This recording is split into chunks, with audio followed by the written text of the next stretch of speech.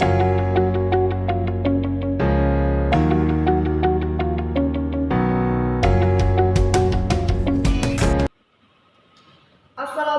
warahmatullahi wabarakatuh. Selamat pagi semua. Perkenalkan, nama saya Eni Nurtasya, mahasiswi Tadris Matematika AIN Kudus. Sebelumnya, yang terhormat Bapak Arto Purkia Hakiki selaku dosen pengampu mata kuliah manajemen pendidikan dan teman-temanku yang saya sayangi dan saya banggakan.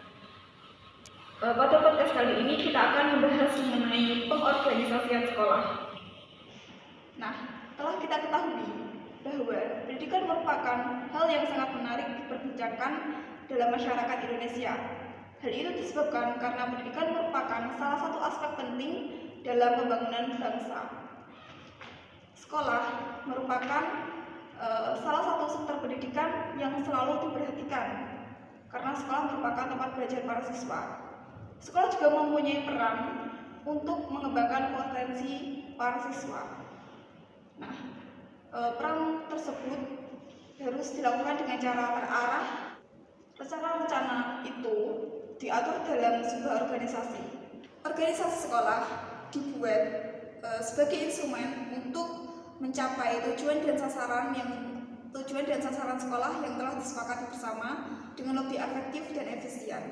Sebuah organisasi dikatakan berhasil apabila dapat mencapai tujuannya dengan cara yang efektif dan efisien.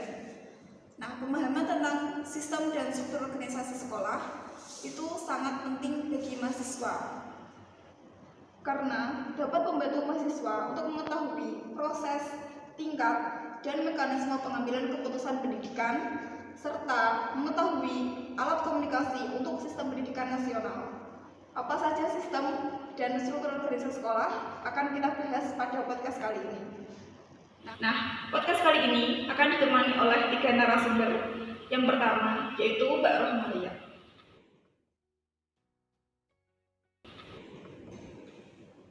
Selamat pagi Mbak Rohmalia. Selamat pagi. Bagaimana kabarnya? Alhamdulillah baik. Silakan sapa dulu teman-teman podcast kali ini. Selamat pagi teman-teman. Semoga kalian masih diberikan kesehatan dan juga semangat dalam menjalani kuliah kali ini. Oke. Kita akan ngobrol mengenai pengorganisasian sekolah. Menurut Mbak Rohmalia, apa itu organisasi? Ketika kita membahas tentang organisasi tidak lepas dari 3 hal. Yang pertama yaitu adanya sekelompok orang, minimal 2 orang atau bisa juga lebih. Yang kedua adanya kerjasama, dan yang ketiga adanya tujuan. Ketika kita membahas tentang organisasi merupakan struktur atau susunan dalam penempatan setiap orang dalam suatu kelompok dengan maksud menentukan hubungan antara orang-orang tersebut terkait dengan tugas, hak, dan kewajibannya masing-masing. Berkaitan dengan tema kali ini, menurut Mbak Rohmalia, apa sih pengorganisasian sekolah itu?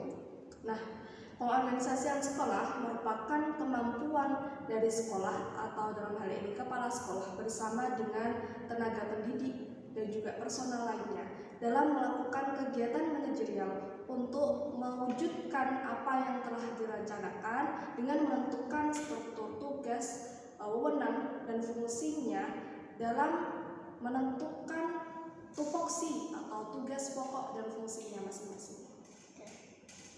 Baik teman-teman, tadi kita sudah mengetahui pengertian dari organisasi dan pengorganisasian menurut Mbak Rohmalia.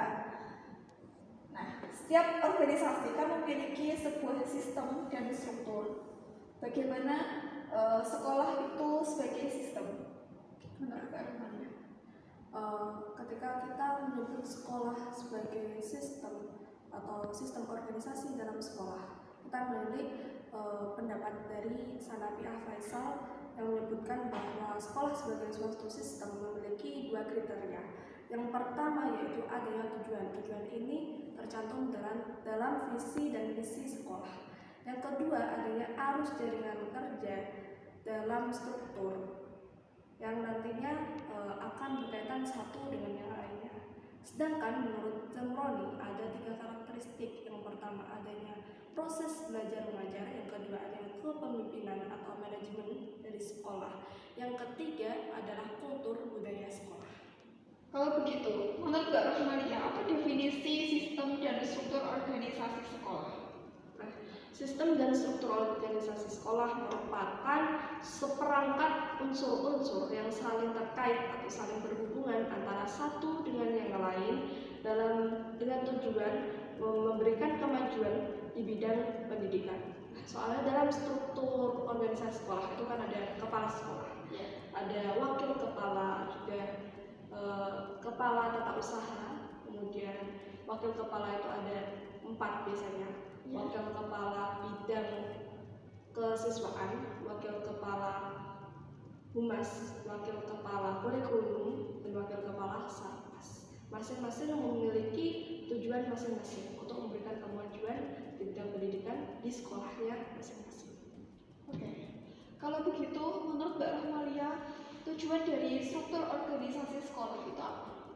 Tujuan dari dibentuknya struktur organisasi sekolah yaitu menunjukkan atau memperlihatkan bagaimana sih arus kerja antara satu orang dengan orang yang lain, satu personal dengan satu personal yang lain, juga bagaimana cara mengkomunikasikan terkait masalah-masalah yang dihadapi, apa yang perlu dibenahi untuk memajukan sekolah tersebut. Baik, terima kasih kepada Mbak Rohmalia yang sudah menemani kita sharing-sharing mengenai pengorganisasian sekolah. Terima kasih. Ya.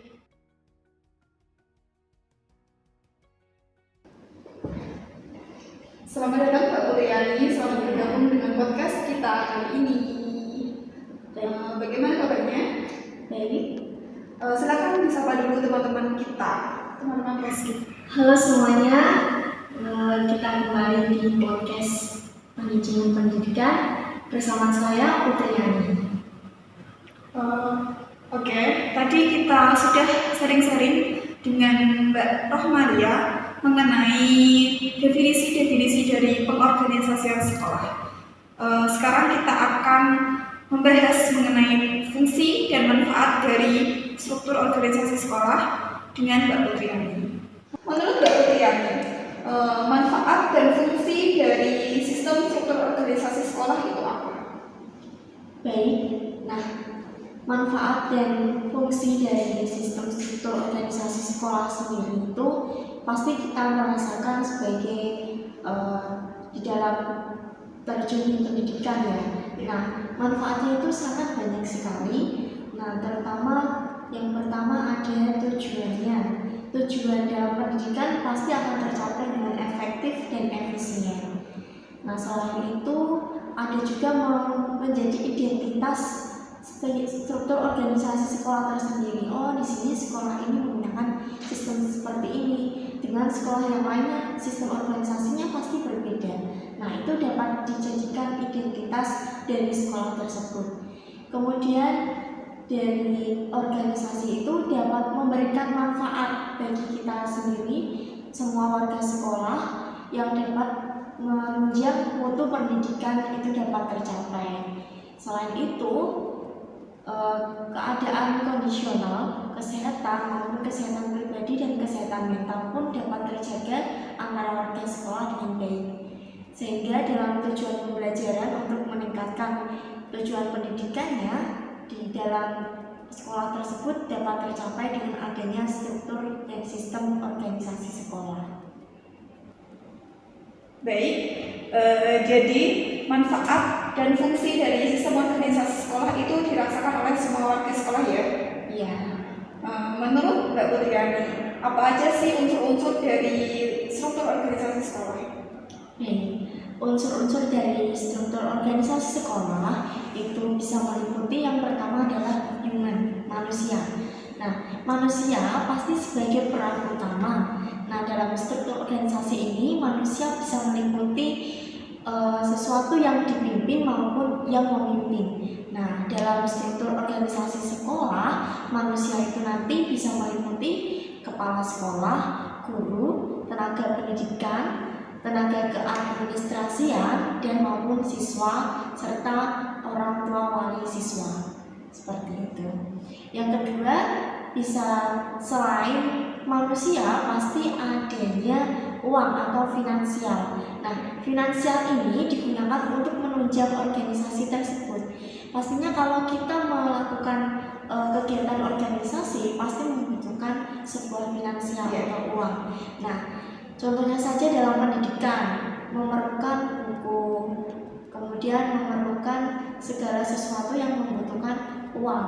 Nah, maka uang menjadi unsur penting yang ada dalam struktur organisasi sekolah. Kemudian setelah itu ada juga sarana dan prasarana. Sarana dan prasarana ini sangat penting untuk menunjang organisasi. Dengan adanya sarana dan prasarana, tujuan pembelajaran dan tujuan pendidikan pasti akan tercapai dalam suatu sekolah tersebut.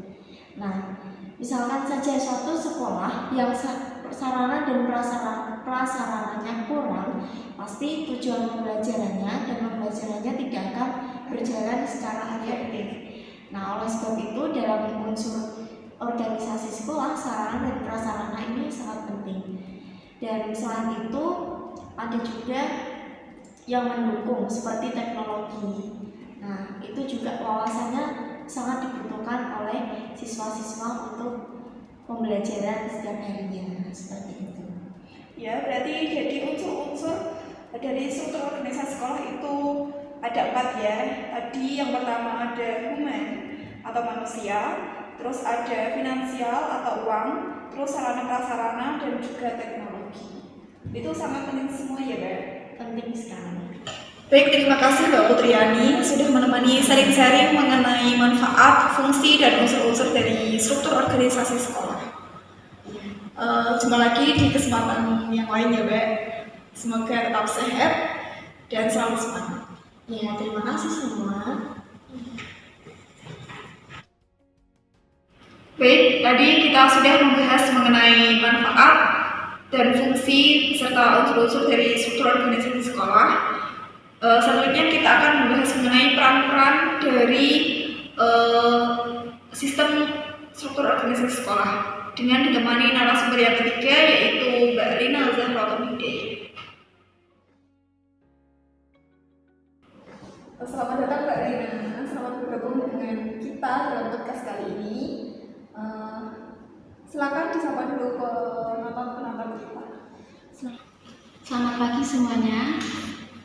Baik, terima kasih Mbak Rina sudah berkenan menemani kita sharing-sharing mengenai peran dari struktur organisasi sekolah. Menurut Mbak Rina, apa aja peran-peran dari kepala sekolah? Oke, yang pertama bagian kepala sekolah.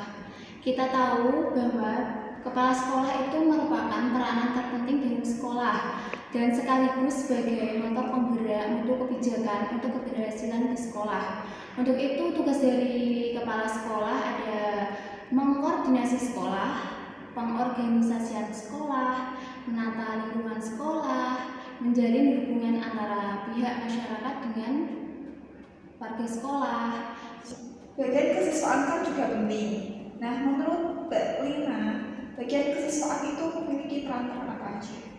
Nah, bagian kesiswaan tentunya berkaitan dengan siswa. Untuk itu, tugas dari bagian kesiswaan ada melaksanakan kegiatan kesiswaan, melaksanakan kegiatan pembinaan dan pengarahan pada kegiatan OSIS, merencanakan dan melaksanakan kegiatan ekstrakurikuler, menilai peserta didik yang mampu untuk mewakili sekolah jika terdapat ekstrakurikuler di luar sekolah seperti lomba, olimpiade. Nah, tadi kan untuk menilai siswa-siswa yang aktif untuk diikutkan dalam olimpiade itu kan membutuhkan peran dari seorang wali kelas kan. Nah, menurut Mbak Lina, tugas dari wali kelas itu apa aja selain mengordinir siswa-siswa yang berprestasi? Oke, untuk tugas bagian wali kelas yaitu ada mengelola dan menata kelas, menulis raport dan kumpulan nilai dari semua mata pelajaran peserta didik, mengontrol kehadiran serta absensi dari peserta didik, membantu peserta didik yang kesulitan dalam belajar. Terus yang terakhir yaitu mewakili kepala sekolah dan pihak masyarakat di bagian di lingkup pendidikan. Baik, terima kasih pada Mbak Lina yang sudah mau bersaring-saring dengan kita mengenai peran-peran struktur organisasi sekolah tadi. Terima kasih juga kepada kedua narasumber tadi. Yang pertama ada Mbak Rumalia dan Mbak Putriani sudah mau meluangkan waktunya dan membagikan informasinya, pengetahuannya kepada kita semua, sehingga kita bisa mengambil ilmu yang kita dapat mengenai pengorganisasian sekolah. Saya selaku podcaster pada podcast kali ini mohon maaf apabila ada kesalahan. Apabila ada kritik dan saran dari kalian, jangan lupa di komen dalam YouTube kita. Jangan lupa pula like, comment, and subscribe YouTube Tatrus Matematika IAIN Kudus. Sekian dari